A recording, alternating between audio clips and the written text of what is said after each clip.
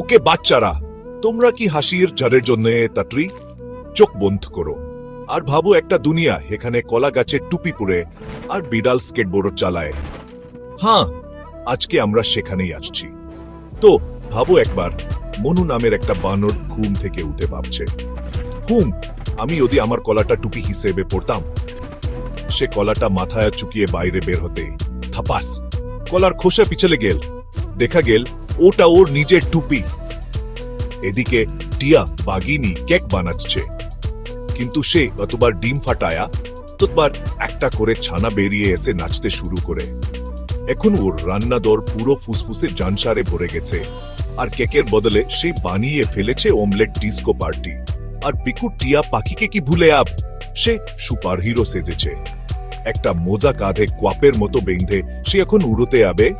তখন রহিন বেলুনের স্তূপে আছাড়া খেল, চারিদিকে বেলুন, বাতাসে পালক, আর পিকু এত জোরে হাসছে এসে ভুলেই গেছে হেসে গেছে। কার্টুনের মাজিকই তো এটা, তাই না? সবকিছু উল্টো পাল্টা আর একটু আজগুবি।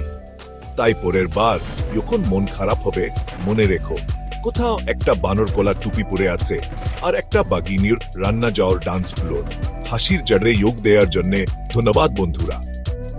হাসতে ভুলো না, হাসি ভাগ করে নাও, আর হয়তো শুধু হয়তো তোমার কলাটা টুপি হিসেবে পরে দেখো, শুধু পিছলে পারো না। পরের কার্টুন ওয়ার বেচারে দেখা হবে।